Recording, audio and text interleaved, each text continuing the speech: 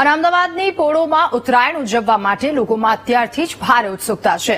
રાયપુર ખાડિયામાં ધાબા પર બુકિંગ હાલ હાઉસફુલ, તો પોળોમાં ઉત્તરાયણ ઉજવવા માટે મુંબઈ, રાજકોટ અને દિલ્હીથી અહીંયા લોકો આવે છે।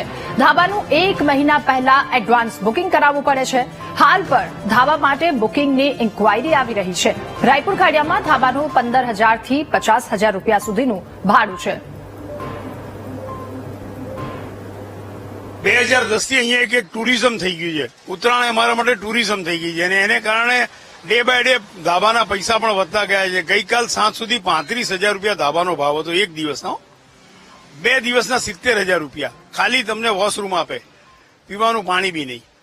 અમારે ત્યાં ધાબા માટે મહારાષ્ટ્રથી, બોમ્બે, પૂના અને એબ્રોડથી ઘણા બધા ફેમિલીઓ જે છે એ ધાબાની ઉઘરાણી કરવા આવેલા, ધાબા બુક કરાયા।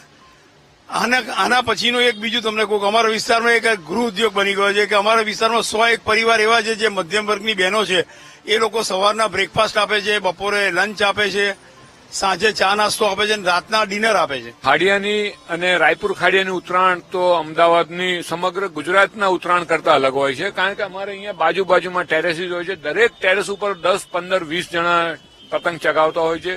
લોકલ માણસો, લોકલ રહેનારા પણ રેસિડેન્ટ્સ હોય છે, એમના ગેસ્ટ હોય છે, એમના મિત્રો હોય છે અને બહારથી આવેલા કોર્પોરેટ ગ્રુપ્સ હોય છે, ડોક્ટર્સ હોય છે, ચાર્ટર્ડ એકાઉન્ટન્ટ્સ હોય છે।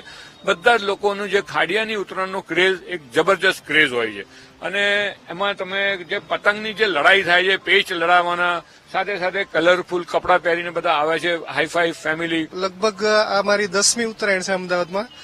ખાડિયા રાયપુર વિસ્તારનો અમને છેલ્લા 7-8 વર્ષથી પરિચય ખરો, પણ અમને ધાબુ ને એ રીતનું આઈડિયા નહોતું। પણ લાસ્ટ વખતથી અમે અજય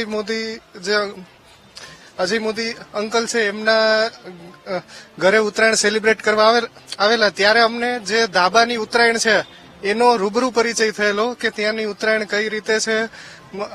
ત્યાં મતલબ જે સમગ્ર ગુજરાતના પતંગ રસિકો છે એમના માટે મારા તરફથી પર્સનલ એડવાઇસ છે, રિક્વેસ્ટ છે કે એક વખત તમે જરૂર ખાડિયા રાયપુરમાં ઉત્તરાયણ કરવા આવો।